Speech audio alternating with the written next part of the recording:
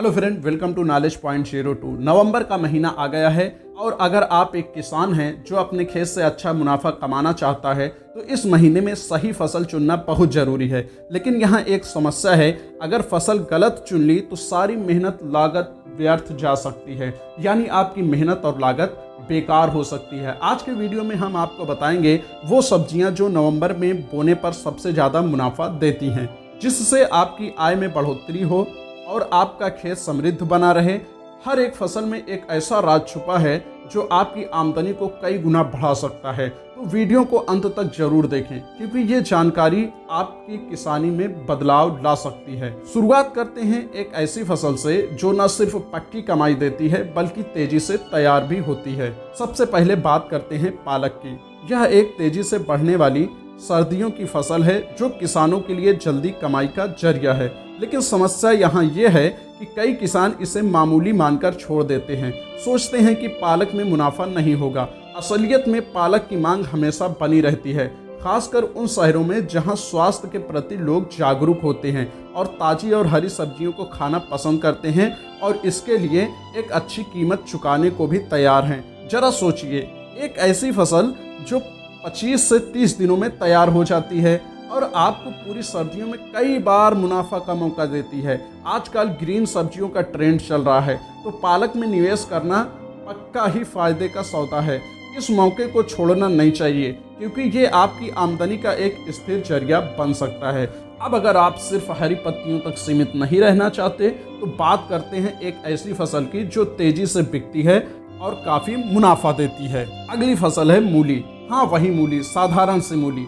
यहाँ एक समस्या है, अक्सर लोग इसे सादा समझकर नज़रअंदाज कर देते हैं, लेकिन सही समय पर और सही किस्म का चुनाव करें तो मूली सर्दियों की सबसे मुनाफा देने वाली फसल बन सकती है। मूली एक तेजी से बढ़ने वाली फसल है जो सिर्फ 25 दिनों में तैयार हो जाती है, जिससे आप एक सीजन में कई बार मुनाफा कमा सकते हैं।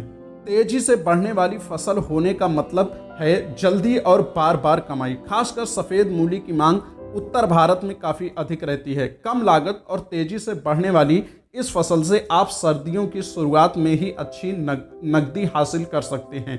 अगली फसल एक ऐसी जड़ वाली सब्जी है जो न सिर्फ आपके ग्राहकों को आकर्षित करेगी बल्कि आपकी जेब भी भरेगी। अब चलिए एक और रंग बिरंगी फसल की ओर, जो देखने में भी खूबसूरत है और मुनाफे में भी। अब बात करते हैं गाजर की। गाजर सिर्फ सलाद का हिस्सा नहीं है बल्कि कमाई का भी बढ़िया जरिया है। लेकिन समस्या ये है कि कई किसान इसे समय और मेहनत की मांग वाली फसल मानते हैं।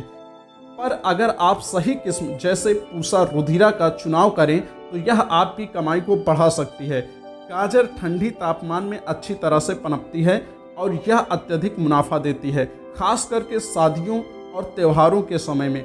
जरा सोचिए, एक ऐसी फसल जो दिखने में खूबसूरत हो, ग्राहकों को आकर्षित करे और आपको एक प्रतियोगी बढ़त दे सके, यह आपके सर्दियों के मुनाफे को मीठा बनाने का एक शानदार तरीका है। अब बात करते हैं एक ऐसी फसल की जो खेती के लिए भी फायदेमंद है और मुनाफे के लिए भी। अब चर्चा करते हैं हरी मटर की। किसान हरी मटर की खेती करने से पहले हिचकिचाते हैं, यह सोचकर ये मुश्किल या अधिक देखभाल मांग वाली फसल है। लेकिन असल में हरी मटर बेहद मुनाफा देने वाली सब्जी है। बस आपको इसे सही तरीके से प्रबंधित करना आना चाहिए। सर्दियों में भारत में हरी मटर की मांग काफ़ी बढ़ जाती है। हरी मटर की एक खासियत ये है कि ये मिट्टी में नाइट्रोजन छोड़ती है, जो आपकी भूमि को आने वाली फसलों के लिए उपजाऊ बनाती है। साथ ही ताज़ी मटर की भारी मांग रहती है, खास करके प्रोसेसिंग इंडस्ट्रीज़ में। जरा सोचिए, ताज़ी हरी मटर जो तुरंत ही अच्छे दाम पर बिक सकती है, क्या यह फ़ायदे का सौदा नहीं है? हमारी अगली फसल में एक ऐसा अनोखा गुण है जो आपको मार्केट में सबसे अलग बनाएगा। अब बात करते हैं एक ऐसी फसल की जो कम मेहनत में ज़्यादा मुनाफा देती है। अब बारी है फूल गोभी की। अब यहाँ एक समस्या है, फूल गोभी थोड़ी ज़्यादा देखभाल मांगती है, लेकिन अगर आप इसे सही तरीके से उगाते हैं तो ये बहुत मुनाफा देने वाली फसल है। सर्दियों में फूल गोभी की मांग आसमान छूती है, खासकर उन घरों में जहां सब्जियों का ही प्रमुख खाना बनता है। इसके अलावा लो कार्बोहाइड्रेट की बढ़ती लोकप्रियता के चलते फूल गोभी की मांग और बढ़ गई है। यहाँ मैं आपको एक ट्रिक बताता हूँ।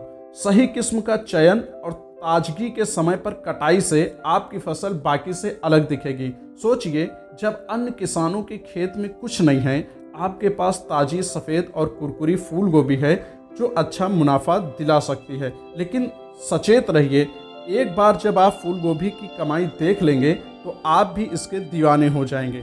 और अब अंत में एक ऐसी फसल की बात करेंगे जो कम मेहनत में लगातार मुनाफा दे सकती है। आखिर में बात करते हैं मेथी यानी फेनुग्रीक की। मेथी को कम मेहनत की फसल के रूप में जाना जाता है और यह जल्दी मुनाफा देने के लिए शानदार विकल्प है। समस्या यह है कि किसान इसे छोटी फसल मानकर इसकी खेती कम करते हैं, लेकिन असलियत यह है कि मेथी की मांग इसके स्वास्थ्य लाभ और पाक तत्व के कारण साल भर बनी रहती है। मेथी की वृद्धि अवधि कम है और इसकी लागत भी कम है, जिससे ये आपके लिए एक लाभकारी फसल बन जाती है। सिर्फ थोड़ा सा खेत भी अगर मेथी के लिए इस्तेमाल किया जाए तो यह लगातार आमदनी देती है। छोटी लेकिन फ़ायदेमंद भरोसेमंद कमाई के लिए मेथी एक बेहतरीन विकल्प है। अब आपने उन सभी फसलों के बारे में जान लिया जो नवंबर में बुआई के लिए लाभदायक हैं। सोचिए, इनमें से कुछ फसलें मिलाकर उगाई जाएं तो सीजन भर के लिए मुनाफे में कितना इजाफा हो सकता है।